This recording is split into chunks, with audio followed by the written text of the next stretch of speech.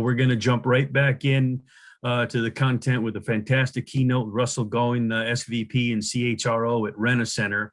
As many of you are aware, Rent-A-Center provides access to high quality products to customers through 2,000 stores, 460 locations, and they have some innovative fintech solutions as well. And Russell has over 20 years of experience in a variety of different industries, including software development, BPO and ITO, retail and hospitality. He lives in Dallas-Fort Worth area with his wife of more than 20 years and two high school age boys. And he's going to be talking to us today about the role of human resources in leading business transformation during a crisis. Clearly a timely topic today. So Russell, without further ado, go ahead. The virtual floor is yours. Take it away.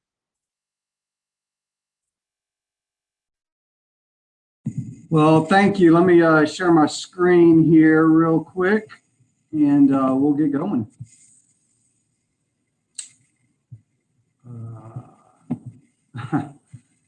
Give me 2 seconds, sorry.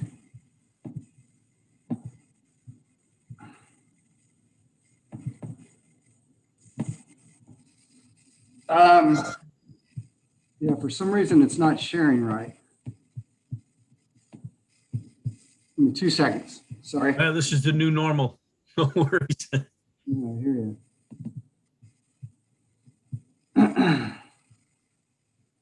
Can you see the presentation, Bobby? I can see the presentation, but it's not in presentation mode. I can see the order of your slides on the left side of the screen. Okay, yeah, sorry. All right. There we go. Golly, sorry about that. All right, well, appreciate it. Thanks for the introduction. Appreciate the time. Privileged to speak to you all today. So, yeah, as the title of the presentation suggests, I'm going to talk about kind of the transformation that Rent-A-Center went through over the last year, and really due to the pandemic. So before I do that, let me just give you a quick overview or a few details about the company to kind of set the table, if you will. So our mission, plainly stated, to improve the quality of life of our customers and our employees. So at the heart of it, if you're not familiar with Rent-A-Center, we provide high quality products to cash or credit constrained customers. Our products include things like TVs, electronics, furniture, appliances, laptops, computers. We don't do credit checks. So generally a customer simply provides a small payment and we deliver the product on the same day. Our customers are a lot of times unbanked, and oftentimes they're underserved. So we really provide the opportunity to take advantage of a flexible transaction and make small payments that ultimately enable ownership of our products. So as Bobby stated, we have 2,000 corporately owned brick and mortar stores, and we have 460 franchise locations. We also have kind of a retail partner business, if you will. And I'll just give you a quick overview of that. So if you were to go into an Ashley furniture store or a Nebraska Furniture Mart, or maybe a Rooms to Go, and you pick out a bedroom suit and you apply for in-store credit, and unfortunately you're declined, instead of walking out empty-handed, you're escorted over to the preferred lease employee. That's our employee. We buy the product from the retailer. The customer gets the product through a lease-to-own transaction, and we get a customer. So that's another business unit of ours. As the slide states, last month we had the privilege to close a major acquisition. We bought a company by the name of Acima in Salt Lake City, and they're kind of in the fintech space. So we're entering a completely somewhat different space. Through the Acima acquisition, we are now in 19,000 retail partner locations. Some of those are staffed. Some of those are through Acima's virtual offering. So that's a little bit about Rent-A-Center. As you can see, we estimate doubling our revenue over the next couple of years. So a lot of growth, and really kind of just an exciting time for us. So let's get into kind of the meat and potatoes of what we wanted to talk about in terms of our business transformation.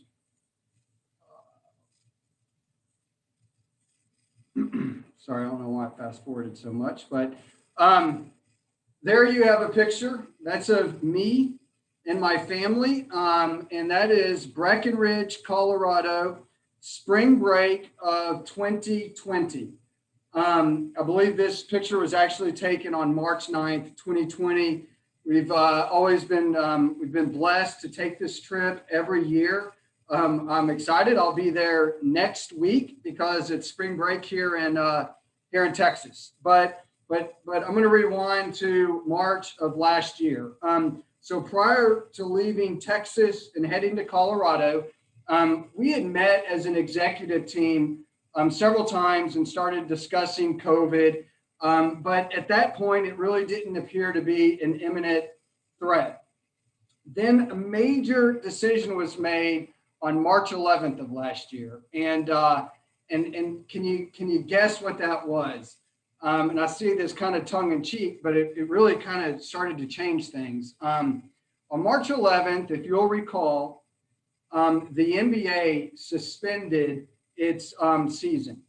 And I can tell you, looking back, that's when things, really started to get real, and immediately changes started coming. The virus started spreading, and it was just a different landscape. But I can tell you that for the rest of that trip, I spent a lot more time inside the cabin on calls discussing next steps and our strategy in terms of how we were going to deal with this virus than on the ski slopes. So on March 10th, we disseminated our first internal communication, and it probably looked a lot like your first communications on the virus. Everything was so new, and it wasn't COVID; it was COVID-19, and we even felt the need to explain that COVID-19 is also referred to as coronavirus. Everything was just so new, and we weren't even used to these words. We talked about avoiding close contact with sick people, not just avoiding contact, but just sick people versus distancing and things of that nature. Everything was really, really new at that point. And so on March 13th, we as an executive team established a cadence of meeting every day, 7 days a week at 9 a.m. for as long as it took, with the sole focus of combating COVID. And I can tell you that we held to this meeting cadence for well over 2 months. Okay, so let's really kind of start talking about transformation, our transformation. So when the pandemic hit, probably like many of you, we had all kinds of initiatives in flight. And as an executive team, early on, we quickly said we need to clear the deck, and we're only going to focus on the most critical items that are going to enable us to continue to serve our customers. As HR professionals, I know that all of you are very familiar with Frankly Covey and the concept of there will always be more good ideas than there is the capacity to execute. Rent-A-Center had just transitioned for the last several years prior to the pandemic. We had been executing cost savings type initiatives, and we had migrated into a growth mode. And so we just had all these initiatives going on, and we need to immediately transition from pursuing a lot of initiatives to the concept of less is more. This type of change is really difficult. Why? Why is this type of change difficult? In my experience, functional leaders can sometimes define their worth and importance by the number of initiatives that they have in flight. These leaders kind of got to where they are by being an expert in their particular area and maximizing the value that their function has on the business. HR can play a key role in terms of getting functional leaders to take a step back and not look at things through their own functional lens.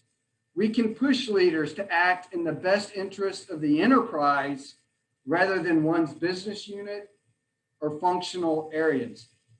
HR can help leaders prioritize initiatives that are going to benefit the whole business and then help these leaders kind of pour into these efforts and contribute to those initiatives, even if they don't sit in their own functional area. Basically, we need to help our leaders take an enterprise view. We need to help our companies transition from functional leaders to enterprise leaders.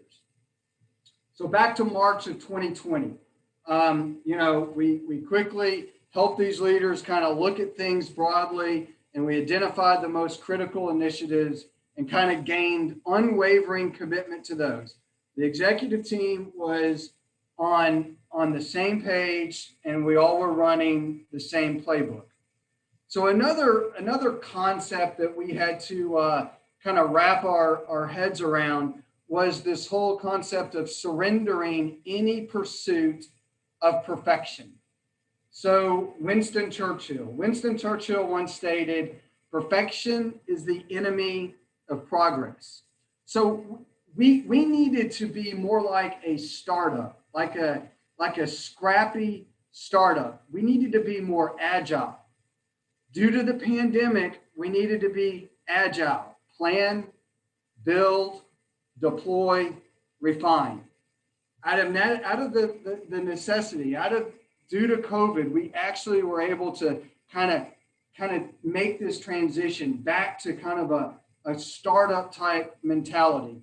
And I can tell you today, we're working really hard to hang on to that mentality and to keep that approach live and well. We're a decent sized company, but we want to behave kind of more like a startup when it comes to speed and agility. So let's take a look at what we said or what we deemed back in early 2020 as mission. I don't know why that keeps doing that. I'm just going to do it like this. Sorry, I'm getting really close to the screen. Let's take a look at kind of what we deemed as mission critical. So a couple of things. One, we needed to quickly make sure to establish ourselves as kind of an essential business. So kids needed laptops for virtual learning. Adults needed computers and laptops for to work from home. People needed refrigerators. They needed washers, dryers. So we felt like we were essential. But one of the keys that we established was we're going to continue to serve our customer because we're essential, but we are absolutely going to do it in the safest way possible. So kind of an early pillar was safety is non-negotiable. So legal at times, provided almost a state-by-state argument in terms of why we're essential, and HR armed our operators with that argument. But one of the things that the essential business did that I didn't really recognize until a little bit later on was it did kind of create a sense of pride for our employees.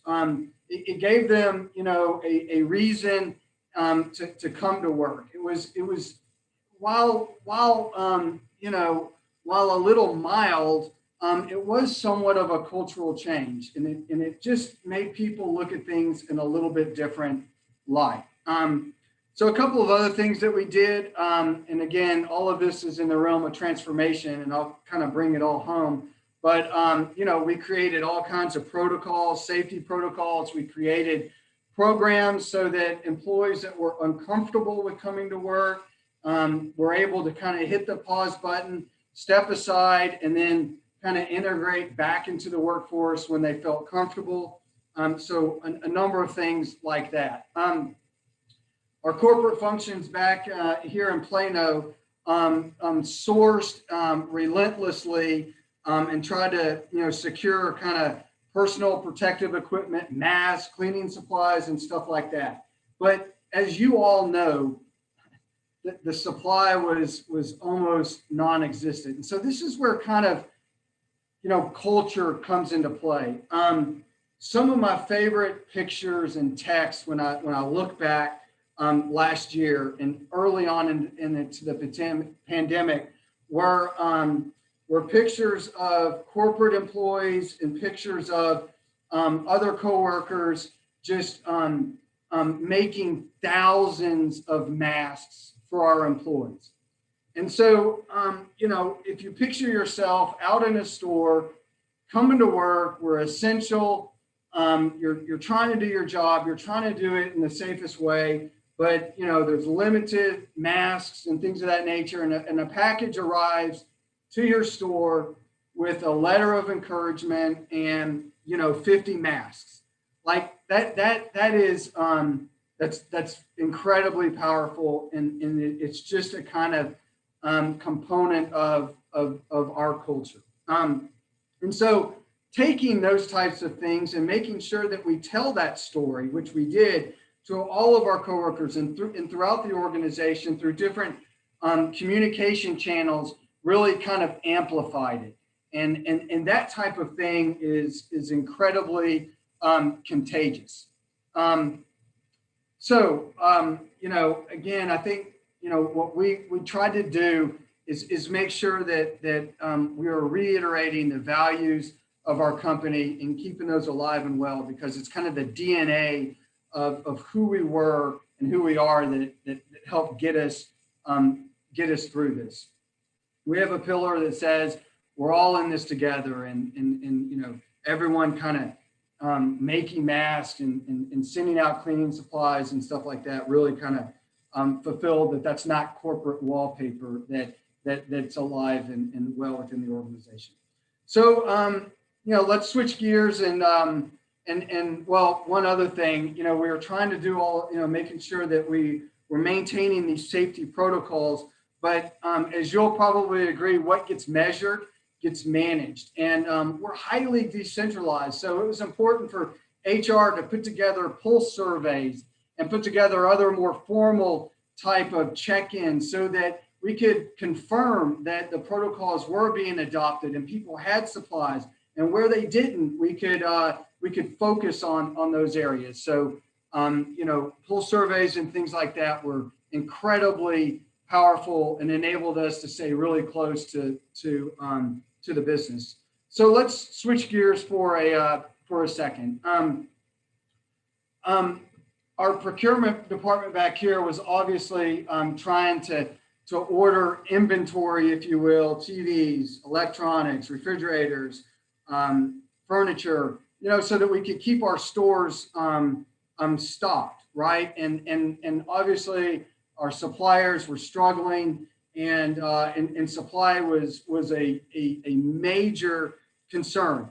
So as an executive team, it was like, okay, let's take a step back and what can we do creatively to make sure that we have inventory in our stores? And the question was asked, well, is there any way to turn 2,000 store managers into procurement specialists? Is there any way to enable them to go out and find product instead of us just sending it through our major suppliers? And so sometimes the simplest solution is the most powerful, and it's right in front of us. And so what if we simply provided P cards with a dollar amount, a fairly significant dollar amount, to all of our store managers and said, order product online, go to local retailers, do whatever you got to do, go and secure your own product. But looking back, and I can tell you, as we were going through those discussions, what did you hear? You heard things like, well, what if a manager makes a bad purchase decision? What about the potential fraud or theft that could happen? How long will it take us to create a process so that we can get that product into our point of sale system, right? And so back to what matters most. If we don't have product in the stores, what does it really matter? Like, no product, we're dead in the water. So as HR, I think that we can really challenge the organization to not go down the path of pursuing solutions because of the minority, because the 1 out of 10 that may make a bad decision or may take advantage of the system or may try to play the system. I think that we can help the organization, think about the majority versus the very few that may try to game the system.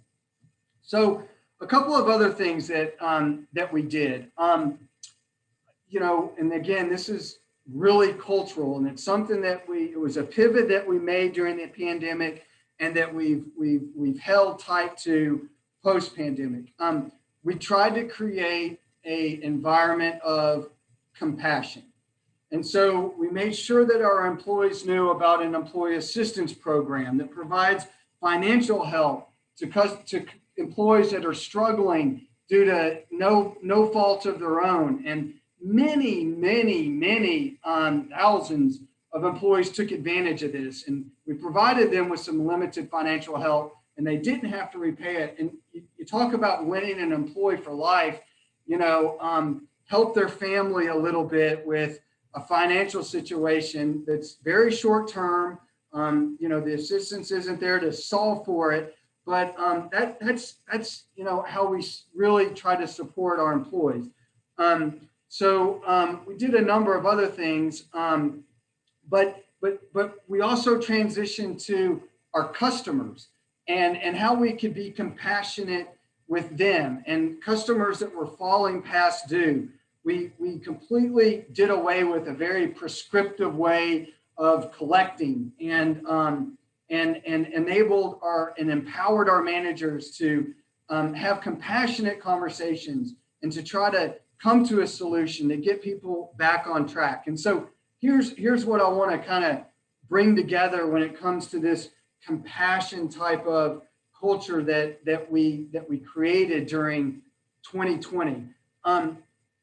It had to start with our employees. If we wanted our employees to be compassionate to our customers, it had to start with them. And so showing them compassion really facilitated them showing our customers compassion. We all know that the employee experience has a direct correlation with the customer experience, and this was no difference. And then finally, from an IT perspective, again, getting to less is more. We cleared the decks and we focused on truly becoming an e-com type provider. And so we took a project plan that was a year long to become fully web enabled, and we condensed it to 2 months, and that really enabled the business to continue to serve customers that couldn't come into our store. So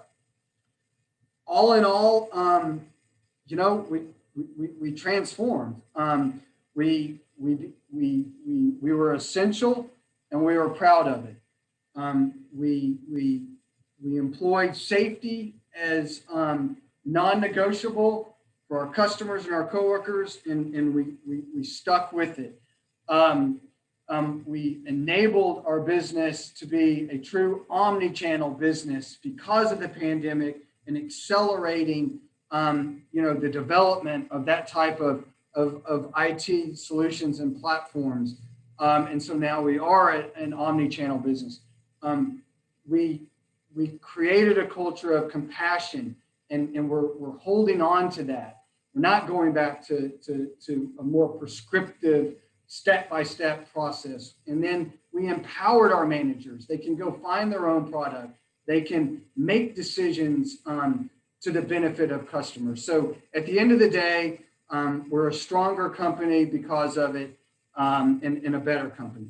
One other thing, and I'll move on fairly quickly.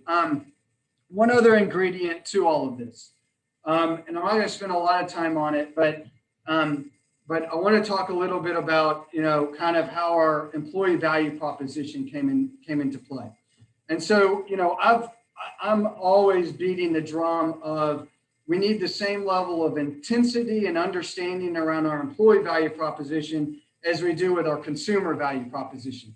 I can walk into any store and ask any operator, tell me about our worry-free guarantee. That's our consumer value proposition. And I'll immediately hear, things like no credit needed, free same-day delivery, same as cash option, lifetime reinstatement.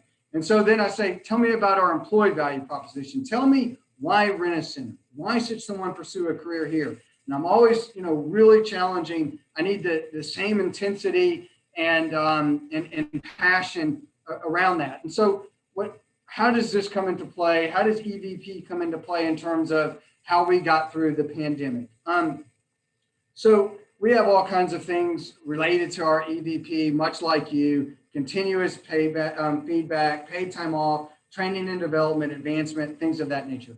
But when we look at voice of the employee, guess what the two things that employees like most about Rent-A-Center? And when I say like most, they are way beyond from a percentage standpoint and an NPS standpoint. They are materially better than any other component of our EVP. When we look at voice of the employee, employees like two things about working at Rent-A-Center more than anything else. They like helping customers achieve ownership. The customers that they're serving are customers and people in their community. Our customer is within a 5-mile range of the store. These are people in their community. They like getting them to ownership, and they like working with and alongside their fellow employees. There's only 5 to 8 employees in every store. And so it is like family, and they like that type of environment. So we all know the Drucker quote, Peter Drucker, right? Culture eats strategy for breakfast. We had a great strategy. We were positioned ourselves well, but it was our employees that really got us through this. So that's a little bit about our EVP. I'll just close this out with a couple more thoughts. Listen, our employees are not on the, they're not healthcare providers. They're not first responders. They're not teachers, but we do view them as heroes, and we treated them as such. Just a plug, tomorrow's National Employee Appreciation Day. So that's a great opportunity. And then finally, what's next? Texas Governor Abbott, just as you well saw, opened the state. So we are going to bring employees back to the corporate office. We're going to do that in April. It's going to be on a limited capacity, but we are taking steps to get back to some type of normalcy. We like a physical presence in the office. So we're thinking about vaccination and how we ensure that our employees or prompt our employees or encourage our employees to get vaccinated. What's next? I think that, we're going to move very, very quickly as we start to turn the corner here. So I think that that's about 30 minutes. I'll open it up to any questions or anything like that. Please feel free to ask any questions or if there's anything out there. All right. Yeah, thanks, Russell. We do have a few questions here. We're going to start you off with one. Sorry, it's not a super easy one. Not sure how you can explain it, but if you could, can you take us through any specific challenges that you might have had in terms of getting the company focused on the most critical things? Yeah, from an organizational development kind of standpoint, and I talked a little bit about it. It was really getting functional leaders to kind of surrender all the initiatives that they had going on. Everyone believed that their thing was most important, and in reality, it was those things that I talked about that were most important. So it was getting people to take that enterprise view and to take a step back and say, okay, I'm going to put that on the shelf. That doesn't make me any less important. That doesn't mean that I'm providing any less value. It's just we're in a different place right now, and we need to kind of sunset a number of things. So it was just really getting, really getting functional leaders to become enterprise leaders and to be able to help out in areas that weren't solely situated within their functions. So I think that was probably one of once we got past that, and we all got on the same page and we could get that unwavering commitment, we were off and running. And that's powerful when the team is in a rhythm. You know it when everyone's in a rhythm, and it just it when you have it, and it feels great, and it enables success. So hopefully that helps answer that one a little bit. Oh, absolutely. Yeah. And how hard was it really to get everybody on the same page? I know you said you were off and running after that, but I mean, how difficult was it to do that, to get everybody on the same page from top to bottom with so many different locations as well? Amazingly, I'll say it wasn't overly difficult. I think that, from a change management perspective, if everyone at the top, is aligned and committed, then, in a very organized fashion, we can drill that through to the organization. And then, like I said, measuring that to be able to survey employees, and I'm not talking about 50 questions. I'm talking about every other week or every week, 2 questions on safety or 2 questions on compassionate approach to our customers, and just being able to get that quick hit feedback so that we can say, okay, it is being adopted, or we can say, oh, wait a second, this is not being embraced, and we need to continue. So I think just repeating those messages, we all know that it takes a certain amount of communications and a certain amount of exposure before it's embraced. It's not just a one-shot type deal. It's coming back to it. Okay, yeah, and as a follow-up to your comment about measurement for some of those things, how did you, in regards to the employee value prop, how do you measure the effectiveness of that? Yeah, so we not to promote anyone, but we leveraged Medallia. Medallia surveys throughout the life cycle of a customer. You have all these intersection points between a customer. They come into the store, they see an ad or an opportunity. They actually rent from us, and then how are things progressive? So we have that on the customer side. We just leverage the same thing for the employee side. So now I have this amazing data set. And so I'm constantly surveying employees at all intersections of the employee life cycle, from the time that they hear about us through a job board or social media, to their recruitment process, through their onboarding process, through did you take advantage of our benefits, why or why not, to how was the first 90 days of training, to congratulations at a year, tell us. And so we know the components of our EVP, and we're just asking about each one of those through various stages. And the most amazing thing is, since I have customer data and employee data in this same repository, I can really start to draw some correlations and be very smart about EVP, both EVP on the employee side, and then how that impacts the customer side. Okay, got it. Yeah, absolutely. Appreciate that. Unfortunately, we're out of time.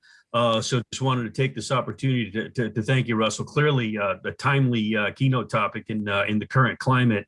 Good luck moving forward with the recent changes that are being made in Texas. Hope all goes well with that. I'm sure you've got some really great contingency plans lined up as well.